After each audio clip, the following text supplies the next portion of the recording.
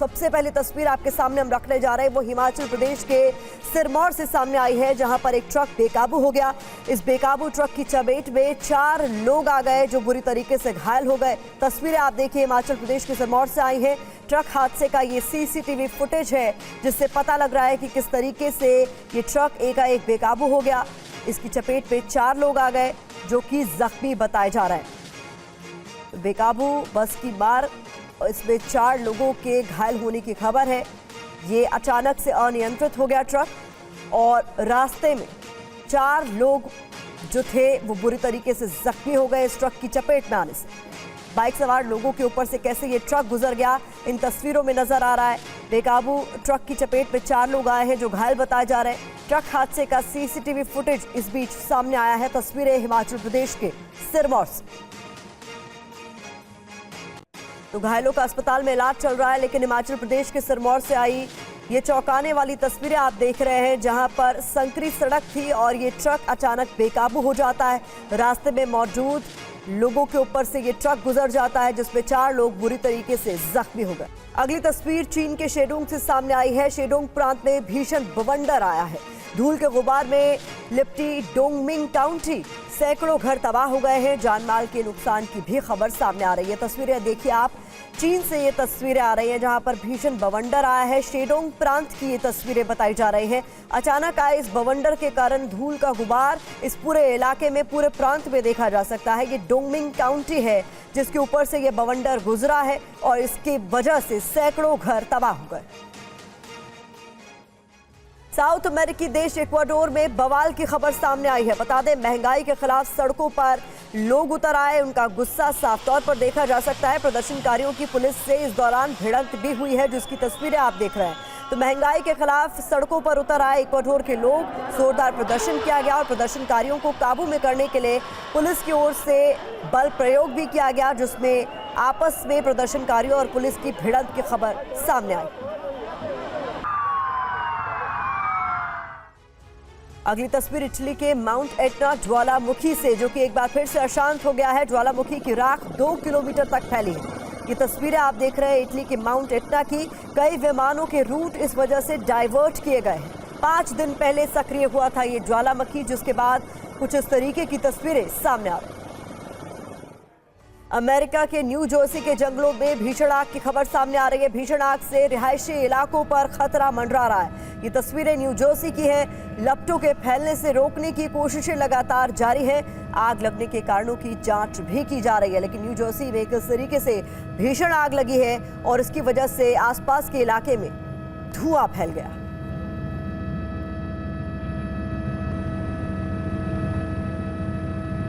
प्रयागराज के bishop Johnson girls inter college में जबरदस्त ड्रामे की तस्वीर सामने आई, जहां लेडी प्रिंसिपल को जबरन कुर्सी से धकेल दिया गया। प्रिंसिपल के साथ यहां पर जोरदार बहस भी हुई।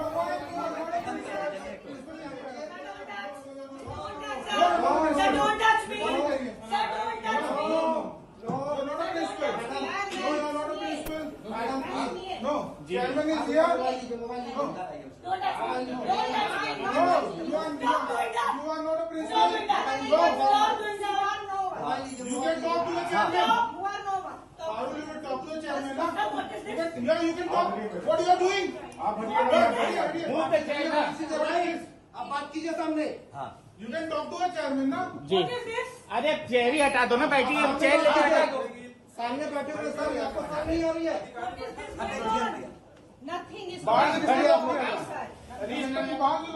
तो ये तस्वीरें आप देखिए, प्रिंसिपल को जबरन कुर्सी से धकेल दिया गया। प्रिंसिपल के साथ यहाँ पर जोरदार बहस होती हुई नजर आ रही है। हंगामा करीब 20 से 25 मिनट तक चलता रहा। दरअसल प्रिंसिपल बाहर से ताला लगवाकर ऑफिस में बैठी थी, तभी बिशप और उनके लोग कॉलेज में घुस गए। उन्होंने प्रिंसिपल के ऑफिस का दरवाजा हथौड़े से तोड़ दिया। उनका मोबाइल छीन लिया गया। यह हाई वोल्टेज ड्रामा 2 जुलाई का बताया जा रहा है। 3 जुलाई को प्रिंसिपल की शिकायत पर कर्नलगंज थाने में बिशप मॉरिस एडगर दान समेत 10 से 12 लोगों पर एफआईआर दर्ज हुई है इस पूरे मामले को लेकर।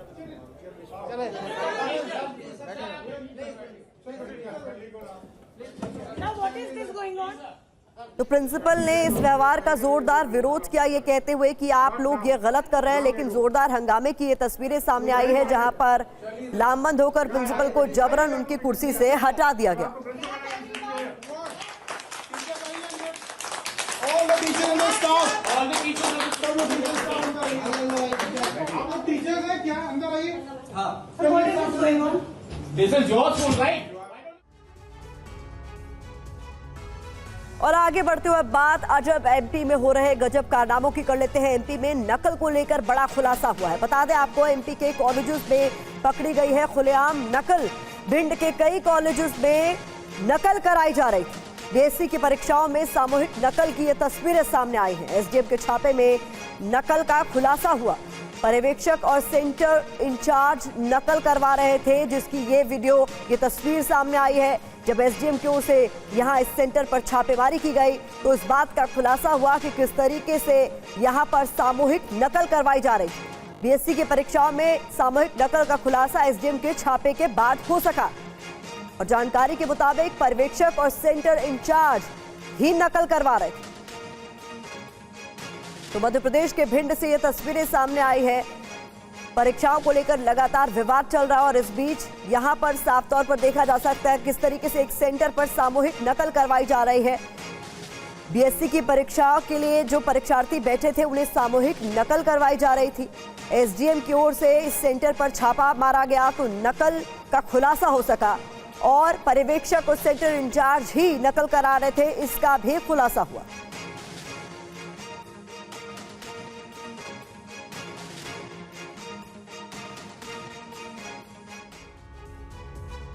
तो बता दें आपको, अजब एमपी में गजब के कारनामे हो रहे हैं। दरअसल एमपी में नकल को लेकर बड़ा खुलासा हुआ है। जो जानकारी सामने आ रही है उसके मुताबिक मध्य प्रदेश के कई ऐसे कॉलेजेस हैं जहां पर खुलेआम नकल होती हुई पकड़ी गई है और कैमरे पर यह नकल पकड़ी गई है। भिंड जिले में सामूहिक नकल के सेंटर को लेकर जो बड़ा खुलासा हुआ है, तस्वीरों में आप देख सकते हैं यहाँ परीक्षा केंद्र पर किस तरह से खुलेआम नकल करवाई जा रही है। परीक्षा देने वाले छात्र कहीं भी बैठे हुए हैं और परीक्षा कक्ष में घूमते दिख रहे हैं। आप इन तस्वीरों को देखकर हैरान हो रहे होंगे कि क्या इस तरीके से परीक्षाएं होती। सीसीटीवी कैमरे में ये तस्वीरें कैद हुई हैं, जिसमें साफ तौर पर देखा जा सकता है किस तरीके से इन सेंटर्स में खुलेआम नकल करवाई जा रही है। अब आपको दो तस्वीरें हम दिखा रहे हैं। ये दो तस्वीरें आप देखिए, भिंड में खुलेआम सामूहिक तौर पर नकल करवाई जा रही है। सभी छात्र एकजुट एक जगह पर आपको नजर आ रहे हैं क्योंकि इनको चीटिंग करवाई जा रही है। और ये तमाम जो तस्वीरें हैं वो सीसीटीवी कैमरे में कैद हो गए हैं। एसडीएम की ओर से इस सेंटर पर छापेमारी की तो पता चला कि यहाँ पर जो परीक्षार्थी हैं उनको नकल करवाई जा रही, वो भी खुलेआम।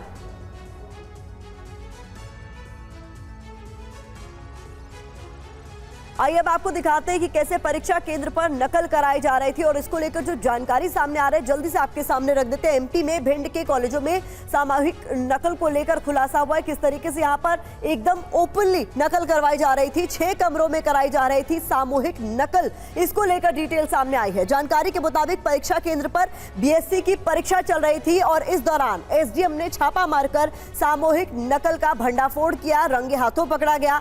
12 पर्यवेक्षक और सेंटर इंचार्ज नकल कराते हुए पाए गए जब एसडीएम की ओर से छापेमारी की गई। सीसीटीवी फुटेज से हुआ सामूहिक नकल का खुलासा कि किस तरीके से यहां पर जो परीक्षा देने पहुंचे हुए थे उनको सामूहिक नकल करवाई जा रही थी। पिछली परीक्षाओं में भी बड़े स्तर पर, बड़े पैमाने पर नकल करवाई गई, इसको लेकर भी अब जानकारी सामने आ रही है। तो कुल मिलाकर परीक्षा पर किस तरीके से चोट की जा रही है, किस तरीके से नकल करवाई जा रही है, उसका भंडाफोड़ हुआ। और इस पूरे मामले पर एसडीएम का क्या कहना, जरा सुनिए। यहाँ की शिकायत मिल रही थी और जब निरीक्षण में आकर मैंने देखा तो यहाँ बड़े रूप में जो है नकल करवाई जा रही है, जिसमें पर्यवेक्षक और यहाँ का जो परीक्षा केंद्र प्रभारी है वो सम्मिलित है जी। और इसकी सीसीटीवी फुटेज भी जो है हम लोगों ने ले ली है, तो उसमें भी स्पष्ट रूप से दिखाई दे रहा है। आप लोगों के पास भी फुटेज पहुँच गई है। उसमें सर झुंड के झुंड दिख रहे हैं, तो क्या फुटेज में स्पष्ट रूप से? बिल्कुल बिल्कुल, तो फुटेज यहीं की है जी। और जो है वो सारी चीज़ें उसमें सेम हैं और उसमें स्पष्ट दिखाई दे रहा है। पर्यवेक्षक दिखाई दे रहे हैं, उसमें यहाँ के केंद्र प्रभारी दिखाई दे रहे हैं जी। मुझे लगता है कि इससे ज़्यादा कोई एविडेंस बेहतर हो सकता है। तो कुल मिलाकर बताया जा रहा है किस तरीके से छापेमारी के बाद इस नकल का भंडाफोड़ हो सका है। शुभम गुप्ता हमारे संवाददाता ज्यादा जानकारी के साथ जुड़ गए। शुभम, इस पूरे मामले में एक्शन क्या लिया गया है, ये भी बहुत महत्वपूर्ण है क्योंकि अगर एसडीएम का छापेमारी ना करते तो उसका खुलासा भी ना होता। बिल्कुल ठीक कहा प्रतिमा। और चूंकि मध्य प्रदेश का जो भिंड या ग्वालियर चंबल का पूरा इलाका रहा है, ये नकल का सबसे बड़ा गढ़ भी रहा है। 2016 से पहले आप देखें तो 9वीं 10वीं 11वीं 12वीं और कॉलेजेस की जो एग्ज़ाम होती थी उसमें सबसे ज़्यादा नकल होती थी। हालांकि उस समय सोशल मीडिया नहीं था, बहुत ज़्यादा वीडियोस कैमरा लोगों के हाथ में नहीं थे, तो उतने सारे वीडियोस नहीं आते थे। यहाँ तक कि इस बात का भी अगर आप खुलासा देखें तो जो सीसीटीवी कैमरा सेंटर पर लगा हुआ था उसी से हुआ है। जब एसडीएम उस सेंटर पर पहुँचते हैं तो 6 कमरों में 12 जो पर्यवेक्षक थे एग्ज़ाम के वो नकल करवा रहे थे। बाकायदा वहाँ पर चिट्ठियाँ थी, जो गाइड होती है, आंसर शीट जिसे आप कह सकते हैं, वो वहाँ पर थी और उसके ज़रिए जितने भी स्टूडेंट्स थे सभी को नकल करवाई जा रही थी। एसडीएम पहुंचे, हबड़ तबड़ मचती है और सारे जो पर्यवेक्षक के इधर उधर होते हैं। हालांकि कुछ चिट्ठियां जो थी वो उसी एग्ज़ाम सेंटर पर पड़ी हुई थी, उसे एसडीएम खुद उठाते हैं, जांच पड़ताल होती है, पूरे परिसर की वो जांच पड़ताल करते हैं, वहाँ से भी कई चिट्ठियाँ निकलती है। तो ये तो एक सीसीटीवी से एक तरह से एक सेंटर का खुलासा हुआ। ऐसे कितने सेंटर थे, वहाँ पर भी क्या इसी तरह की चीज़ें हो रही थी। और एग्ज़ाम पीएससी का था, सरकारी स्कूल में एक तरह से एग्ज़ाम हो रहा था। अब इसमें कई तरह के सवाल खड़े होते हैं क्योंकि देश भर में नीट से लेकर अलग अलग एग्ज़ाम, मध्य प्रदेश में भी आप देखें कि नर्सिंग की बात करें या व्यापम इससे पहले की बात करें और भी कुछ परीक्षाएँ, कृषि विस्तार अधिकारी जैसे एग्ज़ाम्स हुई है, सब में कहीं ना कहीं गड़बड़ी मिली है। उसके बावजूद भी जो पर्यवेक्षक हैं उन्हें कहाँ से इतनी पावर मिलती है कि वो इस तरह से खुलेआम स्टूडेंट्स को जो है वो नकल करवा रहे हैं। तो ये एक जांच का विषय है और इस पर अब देखना दिलचस्प होगा कि सरकार कितनी बड़ी कार्रवाई करती है और इस पर क्या कोई कमेटी भी गठित करती है कि एक सेंटर के अलावा जो पूरे भिंड का इलाका है वहां पर अलग अलग सेंटर्स की भी जांच पड़ताल करवाई जाए। जिस तरीके की तस्वीरें आई हैं उसके बाद कई सारी परीक्षाओं पर सवाल उठने लाजमी माने जा रहे हैं। ऐसे में कार्रवाई क्या होती है इसको लेकर आगे भी अपडेट और डिटेल्स आपसे लेंगे। फिलहाल बहुत शुक्रिया शुभम इस जानकारी के लिए। हाथरस कांड पर न्यायिक आयोग की जांच शुरू हो गई है। इस वक्त की बड़ी खबर आपको बता देते हैं। अब से कुछ देर पहले हाथरस पुलिस लाइन पहुंची ये team DM SP police line में मौजूद है। जानकारी के मुताबिक ये जो न्यायिक आयोग जांच के लिए पहुंचा है इसमें 3 सदस्य हैं। तो कुछ देर पहले हाथरस पहुंच गई है ये टीम ताकि इस पूरे मामले की सघन जांच की जा सके। हाथरस कांड पर न्यायिक आयोग की 3 सदस्यीय ये जो टीम के मेंबर्स हैं ये पहुंच चुके हैं। कुछ ही देर पहले ये पुलिस लाइन पहुंचे हैं और तस्वीरें भी हम आपको दिखा रहे हैं। हमारे साथ इस बीच हमारे 2 संवाददाता जुड़ गए ग्राउंड जीरो से। हाथरस से संवाददाता सुमंत कुमार हमारे साथ जुड़ गए और मैनपुरी से लगातार पुनीत शर्मा हम तक एक एक अपडेट पहुंचा रहे हैं। सबसे पहले सुमंत, आपका रुख करना चाहूंगी, इस वक्त का लेटेस्ट डिटेल क्या है? हम तस्वीरों में देख पा रहे हैं कि न्यायिक आयोग की टीम जांच के लिए पहुंच गई। देखिए प्रतिमा, लेटेस्ट डिटेल ये है कि अब से थोड़ी देर पहले ही न्यायिक जांच आयोग की टीम के जो सदस्य हैं उनके और तमाम प्रशासनिक और पुलिस अधिकारियों के बीच जो बैठक चल रही थी वो बैठक खत्म हो गई है। पुलिस लाइन के ये मेरे पीछे जो है आप ये बिल्डिंग देख रहे हैं पुलिस लाइन कैंपस में, इसी में बैठक हुई। तकरीबन 1.5 से पौने 2 घंटे तक ये बैठक चली है और इसमें थाना प्रभारी से लेके सीओ, एसपी, एसएसपी, तमाम वरिष्ठ अधिकारी, चाहे वो प्रशासनिक अधिकारी हो यानी एसडीएम, एडीएम, तमाम लोग छोटे स्तर से लेकर यानी कहे जूनियर अधिकारियों से लेकर सीनियर अधिकारी सभी मौजूद थे। और सभी न्यायिक आयोग के सदस्य एक एक चीज की बारीकी से उन्होंने जानकारी ली कि घटना कब हुई, कैसे हुई, परमिशन किस आधार पर दिया गया था और किस तरह की वहां पे तैयारी की गई थी। ये पूरी डिटेल लेने के बाद अब से थोड़ी देर पहले न्यायिक आयोग की जो टीम है वो हाथरस पुलिस लाइन से सिकंदरा राव के फुलराई में, जहां मंगलवार को यह दर्दनाक हादसा हुआ था, उस घटना स्थल के लिए रवाना हो गई है। अब से थोड़ी देर बाद टीम वहां पहुंचेगी और पूरे घटना स्थल का जायजा लेगी। प्रतिमा, वो वहां जायजा लेने के बाद जानकारी ये मिल रही है कि न्यायिक आयोग के सदस्य के जो टीम के जो लोग हैं वो फिर एक बार यहां पे आएंगे और एक बार फिर अधिकारियों के साथ उनकी बातचीत होगी। इन सबके बीच दूसरी जो सबसे बड़ी अपडेट इस वक्त हाथरस कांड में है कि अब से थोड़ी देर बाद यानी दोपहर 3 बजे हाथरस पुलिस लाइन में ही हाथरस कांड के मुख्य आरोपी की जिस तरह से कल रात दिल्ली के नजफगढ़ से गिरफ्तारी हुई है और कल रात से लेकर अब तक की पूछताछ में क्या अहम खुलासे हुए हैं, इन तमाम मसलों की जानकारी को लेकर हाथरस के जो एसपी हैं निपुण अग्रवाल, वो अब से थोड़ी देर बाद यहाँ पे एक प्रेस कॉन्फ्रेंस करेंगे जिसमें पूरी क्या खुलासा अब तक हुआ है, मधुकर की गिरफ्तारी कैसे हुई और अब तक पूछताछ में क्या खुलासा हुआ है, उन तमाम चीजों के बारे में विस्तार से जानकारी देंगे। और इस बीच ये भी जानकारी मिल रही है कि उसे थोड़ी देर में मेडिकल के लिए ले जाया जा सकता है और उसके बाद आज ही पुलिस उसे हाथरस कोर्ट में पेश करेगी। तो तो ये पूरा ठीक अब है। तक का अपडेट इस वक्त है। बुधवार को सीएम ने जब यहाँ दौरा किया था, उसके बाद न्यायिक आयोग की टीम न्यायिक आयोग का उन्होंने ऐलान किया था, और इस घटना के बाद पहली बार न्यायिक आयोग की टीम आज हाथरस पहुंची है। जी, बड़ी खबर बता रहे हैं सुमंत की न्यायिक आयोग की जो टीम इस वक्त हाथरस पहुंची हुई है वो पुलिस लाइन से निकल चुकी है। घटनास्थल का भी वो दौरा करने वाली है, उसकी भी एक एक डिटेल आपके सामने रखेंगे। आगे बढ़ते हुए आपको बता दें, हाथरस हादसे के बाद पहली बार ये बाबा सामने आया है। घटना के बाद से दुखी हूं, बाबा सूरजपाल की ओर से ये कहा गया। प्रशासन पर भरोसा बनाए रखें, उपद्रवियों पर कार्रवाई होगी।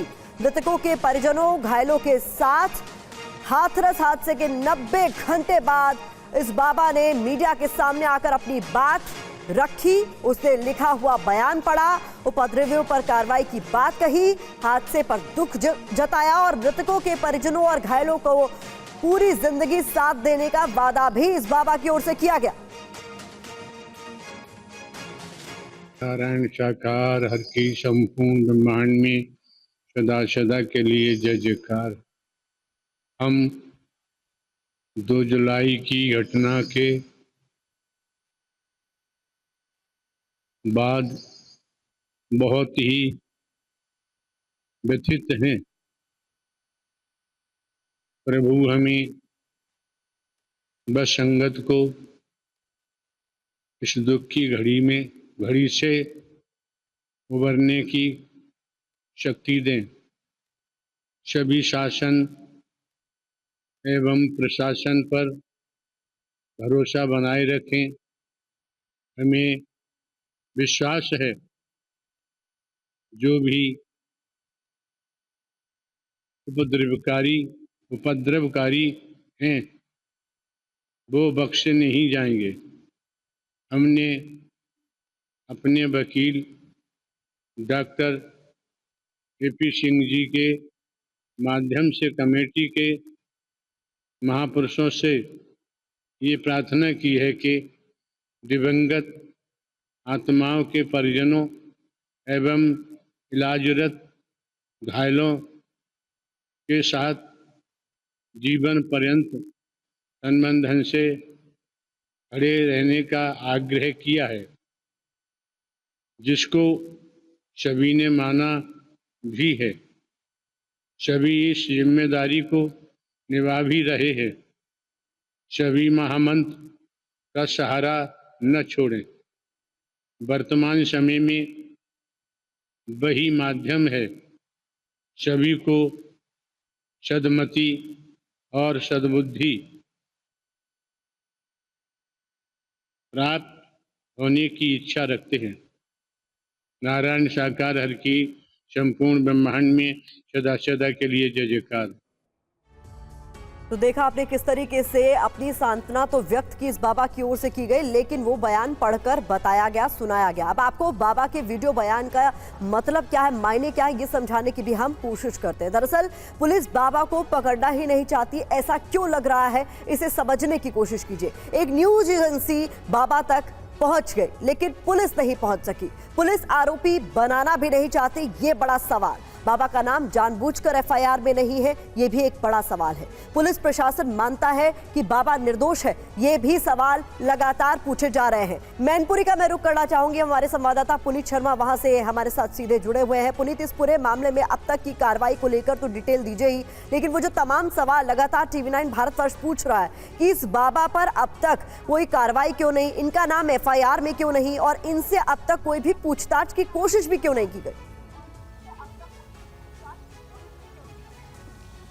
लगातार हमारे सूत्र यही बता रहे हैं कि बाबा बिछवा के आश्रम में मौजूद है, लेकिन पुलिस ने अभी तक उनसे कोई भी पूछताछ नहीं की है, बल्कि ये कहा जा रहा था कि जरूरत पड़ी तो उनसे पूछताछ की जाएगी। FIR में भी उनका नाम नहीं, बल्कि उनके जो खास आयोजक थे उनका नाम था। इस वक्त हम बिछवा आश्रम से लगभग 35 किलोमीटर की दूरी पर मौजूद है, और आपको एक चीज बताना चाहेंगे कि उनके जो भक्त हैं, खासतौर से जिन ड्रेसेस की बात हो रही थी, पिंक ड्रेस, काली ड्रेस, वो पहनने वाली, ये पिंक ड्रेस पहनने वाली महिलाएं यहाँ पर मौजूद है, जो वहाँ पर जल सेवा करती हैं। उन लोगों से बातचीत करते हैं। ये बताइए कि आप भी सत्संग में जाती हैं, सेवा करती हैं वहाँ? हाँ, जाते हैं।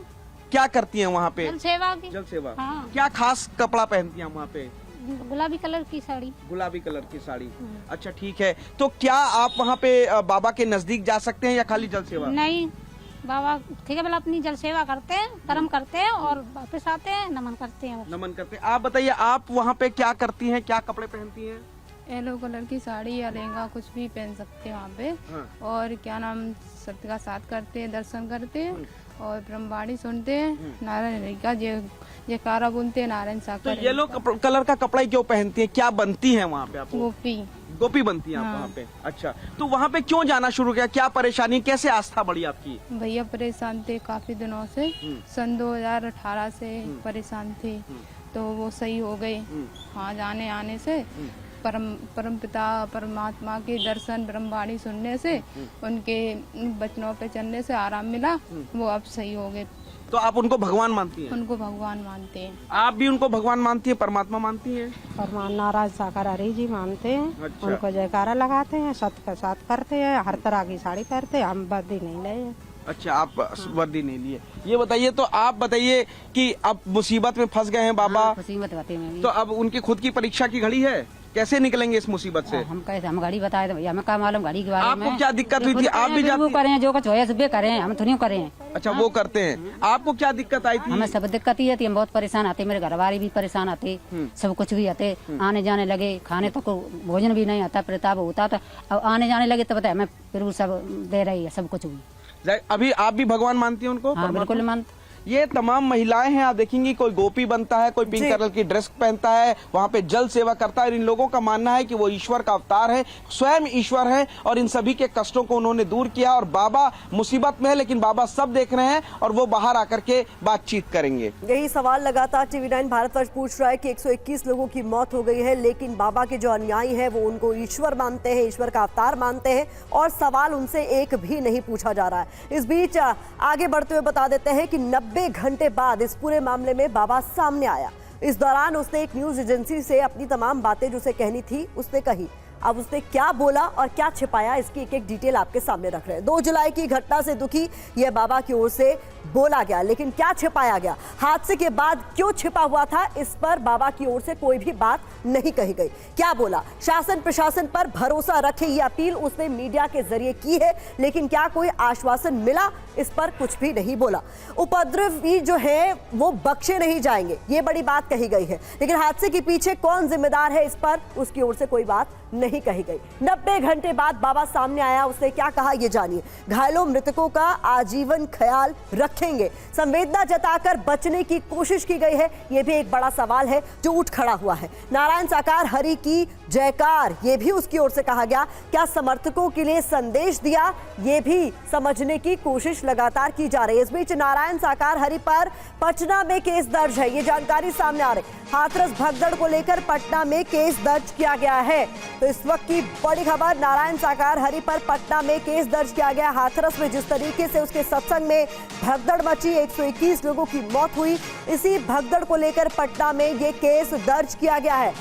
तो अब तक इस मामले में जो FIR दर्ज की गई थी उस पर बाबा का नाम नदारद था, लेकिन पटना से जो जानकारी मिल रही है कि इस पूरे मामले में एक केस दर्ज किया गया है और हाथरस भगदड़ को लेकर पटना में ये जो केस दर्ज किया गया है, नारायण साकार हरि पर ये केस दर्ज हुआ है। पटना सिविल कोर्ट में बाबा पर मुकदमे को लेकर जानकारी सामने आ रही है। इस वक्त की ये बड़ी खबर आपके सामने, हाथरस भगदड़ को लेकर पटना में केस दर्ज किया गया है नारायण साकार हरि पर। इसकी एक एक डिटेल आपके सामने रखेंगे, क्या कुछ इस FIR में है ये जानने की कोशिश करेंगे, लेकिन ये बड़ी खबर आपके सामने है जहां पर पटना में केस दर्ज किया गया है नारायण साकार हरि पर। जिस तरीके से हाथरस में भगदड़ मची, बाबा अपने सत्संग से निकला, इस पूरे मामले में उसके सेवादारों पर सवाल उठाए जा रहे हैं, प्रशासन पर सवाल उठाए जा रहे हैं, लेकिन बाबा को लेकर अब तक सबने चुप्पी साधे रखी। रुपेश कुमार ज्यादा जानकारी के साथ जुड़ रहे हैं। रुपेश, इस पूरे मामले में क्या डिटेल्स मिल रही है? पटना सिविल कोर्ट में बाबा पर केस दर्ज कर लिया गया। देखिए, बिल्कुल सिविल कोर्ट में मुकदमा दर्ज किया गया है और ये माना गया है, जो मुकदमा दर्ज करने वाले जो कृष्ण कुमार कल्लू हैं, वो स्वर्ण क्रांति सेना के प्रमुख हैं बिहार में। उन्होंने ये कहा है कि जिम्मेदार बाबा है, बाबा की जिम्मेदारी है, लिहाजा बाबा के ऊपर मुकदमा दर्ज होना चाहिए। और इसी को लेकर उन्होंने जो भोले बाबा है उनके ऊपर मुकदमा दर्ज किया है। और मुकदमा जो दर्ज किया है, रवि रंजन दीक्षित हैं, रोशन कुमार और सुरभि सुमन जिन्होंने मुकदमा दर्ज किया है, उन्होंने भी सिविल कोर्ट के बाहर बताया है कि जो कंप्लेन फाइल किया गया है उसमें जो नारायण हरि हैं उनको मुख्य रूप से साजिशकर्ता, उनको जिम्मेदार मानते हुए 121 लोगों की मौत का जिम्मेदार सीधे तौर पर नारायण साकार हरि को माना गया है और उसी को लेकर के यहाँ पर मुकदमा दर्ज किया गया है। यानी कि जितने चाहे वो वहाँ जो FIR हुआ उस FIR में अभी तक बाबा का नाम नहीं आया था, लेकिन पटना सिविल कोर्ट में जो मुकदमा दर्ज हुआ है उसमें सीधे तौर पर 121 मौतों का जिम्मेदार नारायण हरि को मानते हुए और उन्हीं के खिलाफ मुकदमा दर्ज कराया गया है। बहुत शुक्रिया इस तमाम जानकारी के लिए रुपेश, आप लगातार नजर बनाए रखें। लेबनान में IDF के ऑपरेशन को लेकर जानकारी सामने आ रही है। फाइटर जेट से हिजबुल्लाह के ठिकानों पर बम बरसाए जा रहे हैं। हिजबुल्लाह के लड़ाकों के मारे जाने की खबर भी इस बीच सामने आई है। फिलहाल हिजबुल्लाह की तरफ से कोई प्रतिक्रिया सामने नहीं आई, यानी हिजबुल्लाह इस वक्त रिएक्ट नहीं कर रहा है। लेकिन ये लगातार दूसरा दिन है जब लेबनान में IDF की ओर से इस ऑपरेशन को अंजाम दिया गया। फाइटर जेट से हिजबुल्लाह के कई ठिकानों पर बम वर्षा की गई।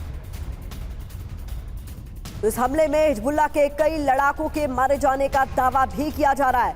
हिजबुल्लाह फिलहाल शांत है, लेकिन ये शांति कब तक रहेगी, सबसे बड़ा सवाल। हमास के बाद हिजबुल्लाह के खिलाफ इजराइल का ऑपरेशन शुरू हो चुका है। लगातार 2 दिन इजरायली लड़ाकू विमानों ने उड़ान भरी और लेबनानी सीमा में घुसे। फाइटर जेट ने हिजबुल्लाह के ठिकानों पर हवाई बमबारी की और फिर वापस अपने ठिकानों पर आ गए। फिलहाल इस हवाई घुसपैठ पर लेबनान चुप है और हिजबुल्लाह की तोपें भी शांत है।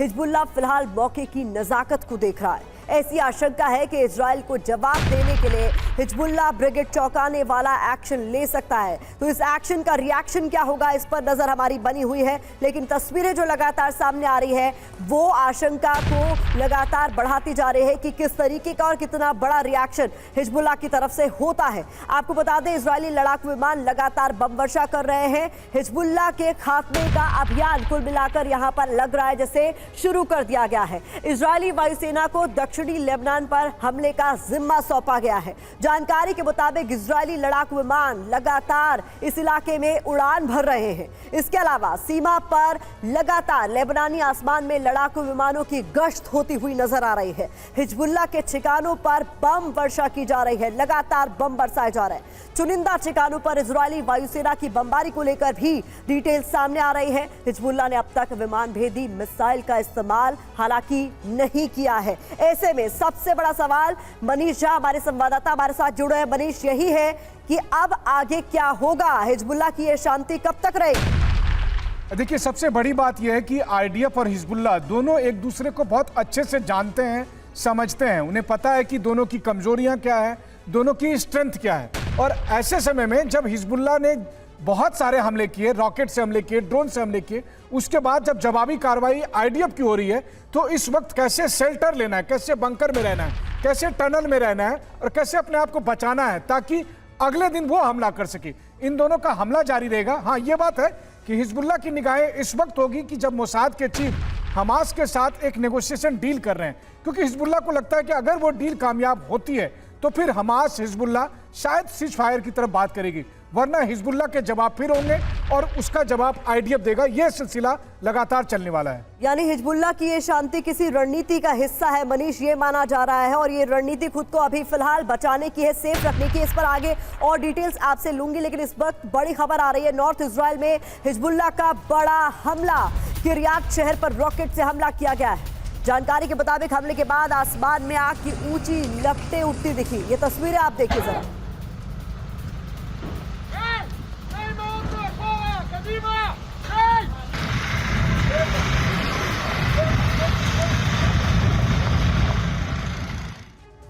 एक और बड़ी खबर आपके सामने, हिजबुल्लाह के हमले में किरियात में बड़ी तबाही को लेकर सामने आ रही है। रॉकेट हमले से कई मकान पूरी तरह से तबाह हो चुके हैं। हिजबुल्लाह के हमले के बाद यहां चीख पुकार मच गई। इजराइल के हमले से बौखलाया हुआ है हिजबुल्लाह।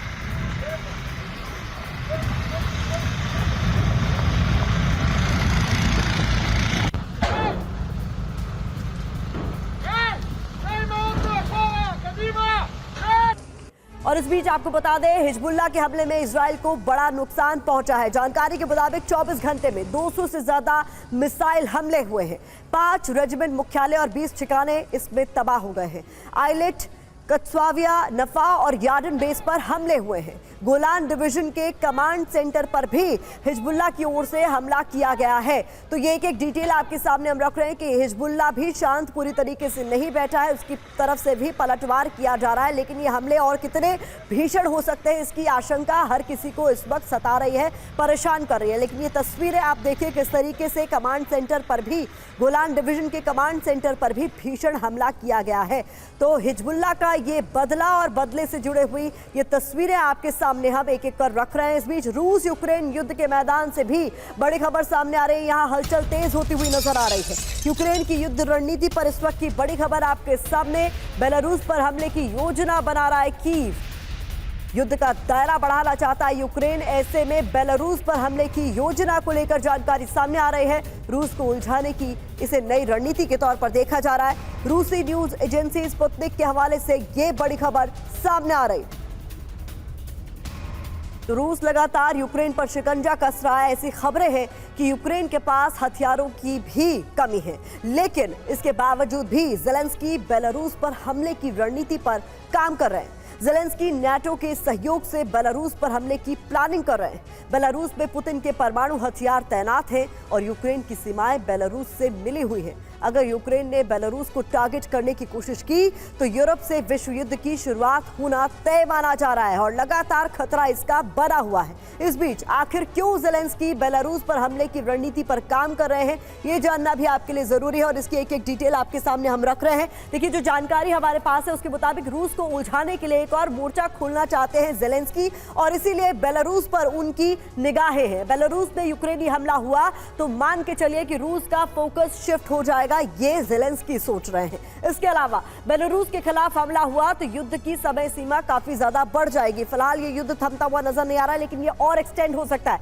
ज़ेलेंस्की को नाटो के साथ साथ अमेरिका से मदद की उम्मीद इस दौरान जरूर है। रूस बेलारूस का गठजोड़ यूक्रेन के साथ साथ नाटो के लिए भी एक बड़ा खतरा लगातार बना हुआ है। ऐसे में हम आपको बता रहे हैं क्या प्लानिंग ज़ेलेंस्की के दिमाग में इस वक्त चल रही है। बेलारूस में तैनात रूसी परमाणु हथियार यूरोप अमेरिका की परेशानी का सबब बन सकते हैं। मनीष, किस तरीके से बेलारूस पर अगर हमला किया जाता है, जैसा कि ज़ेलेंस्की सोच रहे हैं कि वो रूस को उलझा लेंगे ऐसा कुछ करके, वो उनके लिए कितना ज्यादा भारी पड़ सकता है, क्योंकि इसमें और भी देशों का इन्वॉल्वमेंट होने का खतरा बढ़ जाएगा। देखिए, ज़ेलेंस्की के साथ दिक्कत यह है कि अभी कुछ दिनों में जब नाटो समिट होगा अमेरिका में, तो वहां पर उनको दिखाने के लिए कुछ चाहिए कि हमने कुछ हासिल किया है, क्योंकि नाटो की तरफ से इस बात का दबाव है कि इतने हथियार आपको दिए गए, तमाम तरह की लंबी दूरी की मिसाइलें दी गई। आपने कहा था कि अगर हमें रशिया में अटैक करने की परमिशन मिल जाएगी तो हम बहुत कुछ कर दिखाएंगे, लेकिन वो सब कुछ हो नहीं पाया है।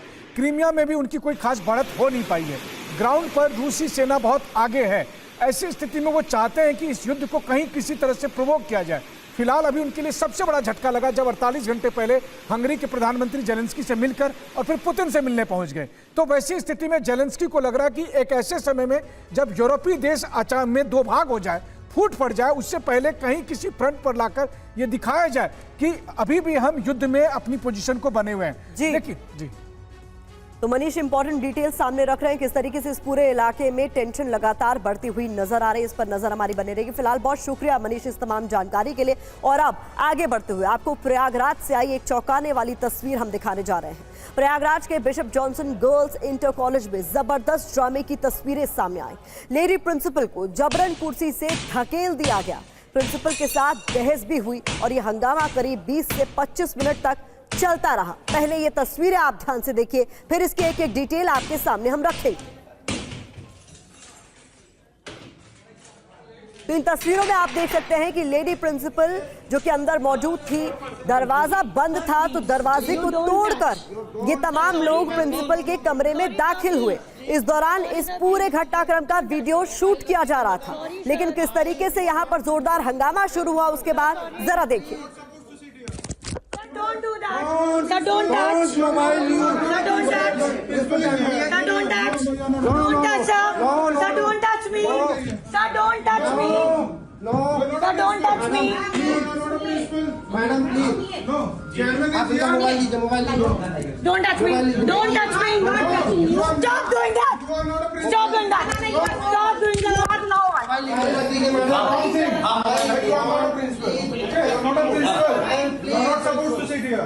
Sir, don't do that.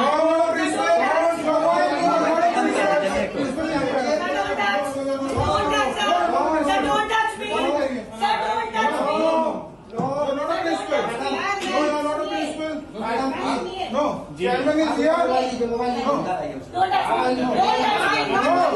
touch me. You are not a principal. Stop doing that. Stop doing that.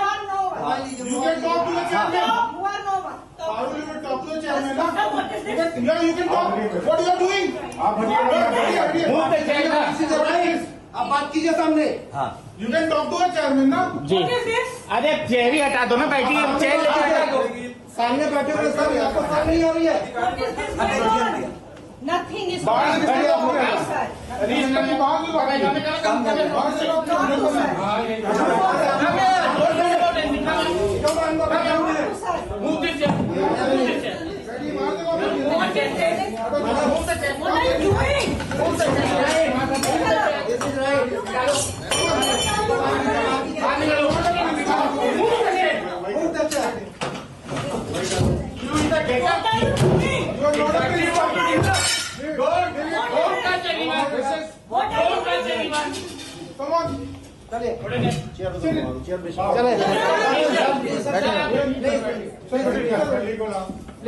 Now what is this going on?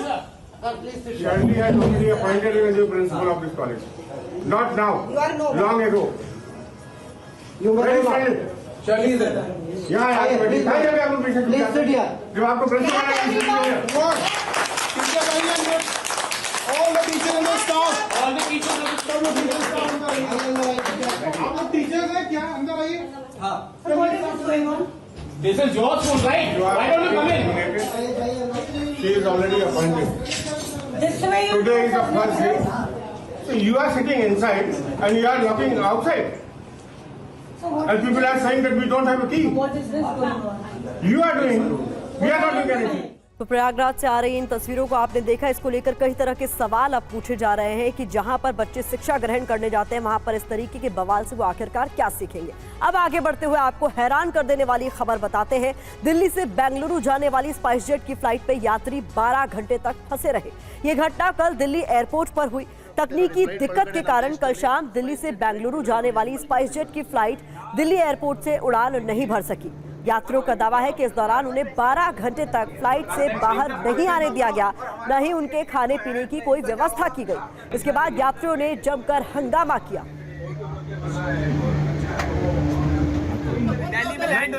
नहीं हो गया तो क्या करें? नहीं होगा क्या करें बताओ.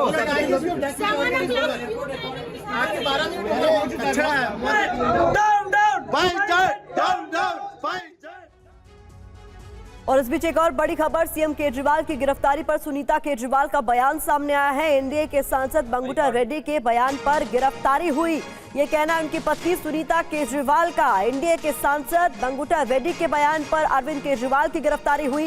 मंगुटा ने बेटे की गिरफ्तारी के दबाव में यह बयान दिया. मंगुटा रेड्डी के बयान के बाद उनके बेटे को बेल मिल गई.